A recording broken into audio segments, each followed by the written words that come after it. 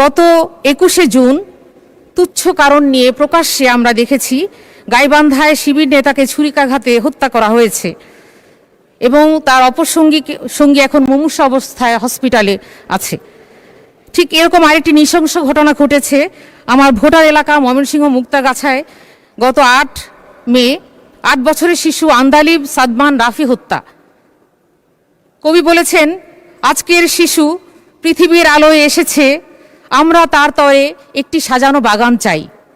অথচ আজকের সমাজে আমাদের শিশুদের জন্য সাজানো বাগান তো দূরের কথা, তাদের বেঁচে থাকার ন্যূনতম নিরাপত্তা দিতে আমরা ব্যর্থ হচ্ছি। মাননীয় স্পিকার, এ লজ্জা কার?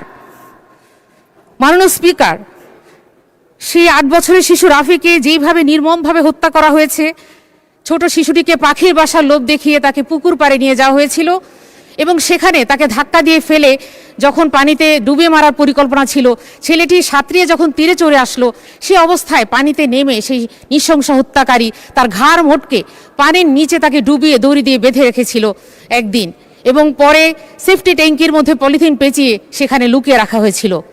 মাননীয় স্পিকার, আজকের যে এই অবস্থা শিশুরা আজকে আমাদের সমাজে নিরাপদ নয়।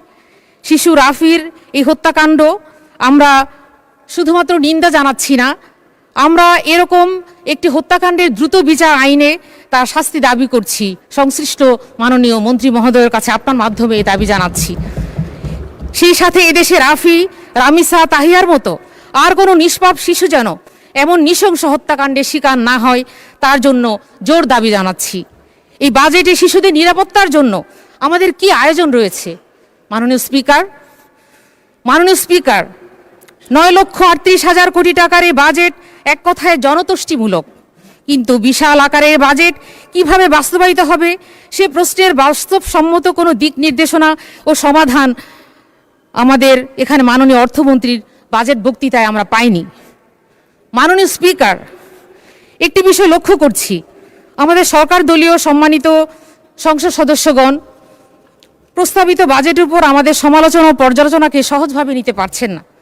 অথচ আমরা জানি, কবি বলেছেন, নিন্দুকেরে বাসি আমি সবার চেয়ে ভালো, যুগ জনমের বন্ধু আমার আধার ঘরের আলো।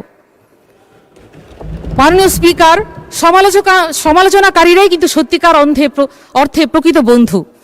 আসলে আমরা এমন একটা সমাজ তৈরি করতে চাই, এমন একটা রাজনৈতিক পরিবেশ তৈরি করতে চাই যেখানে তৈল মর্দনের সংস্কৃতি থাকবে না। আমরা একটা তৈল মর্দনের সংস্কৃতিতে অভ্যস্ত হয়ে গেছি। আমরা শুধু বাহবা পেতে চাই। আমরা রাজনীতি তোষামদি এবং খোসামদিতেই এই রাজনীতির প্রধান নীতি হয়ে দাঁড়িয়েছে। এই অবস্থার যথার্থ রূপ উঠে এসেছে আমাদের প্রিয় কবি নজরুলের কথায়। তিনি বলেছেন, তার উদাহরণ দিয়ে মোসাহেব কবিতায়, সাহেব কহেন চমৎকার সে চমৎকার, মোসাহেব বলে চমৎকার সে হতেই হবে, হুজুরের মতে অমৎকার।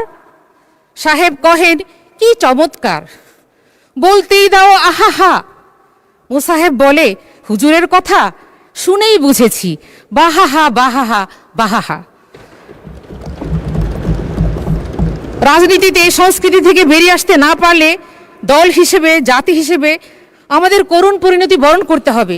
ইতিহাস থেকে নির্মম সত্যটি যত বেশি আমরা উপলব্ধি করব, ততই আমাদের জন্য মঙ্গল। মাননীয় স্পিকার, প্রস্তাবিত বাজেটের ঘাটতি ধরা হয়েছে 2,42,000 কোটি টাকা। এ টাকার সংস্থান হবে আভ্যন্তরীণ ও বৈদেশিক উৎস হতে।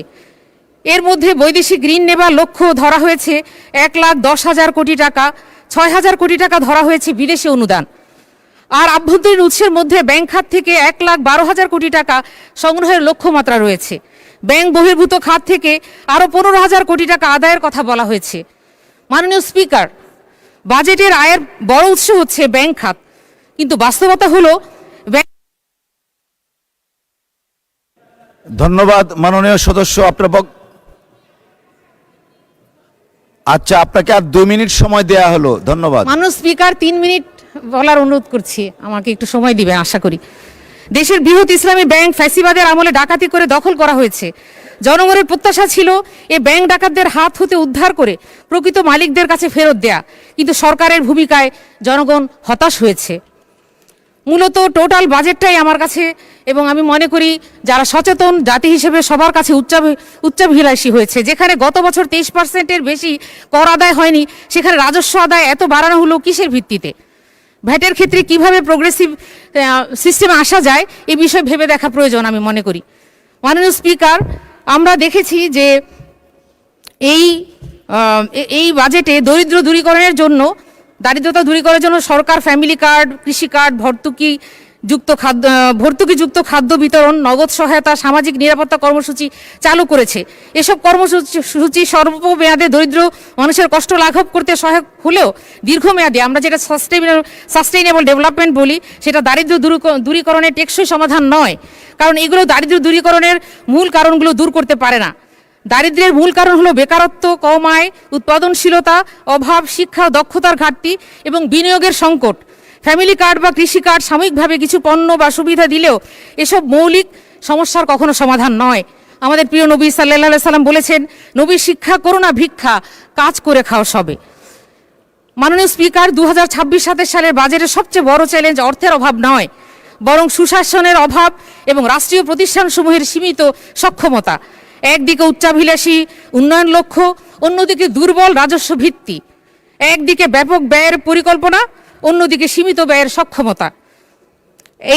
এই বৈপরীত্য দূর করা না গেলে বাজেটের ঘোষিত লক্ষ্যসমূহ কাগজে কলমে আকর্ষণীয় হলেও তা বাস্তবে প্রতিফলন সীমিত হয়ে থাকবে।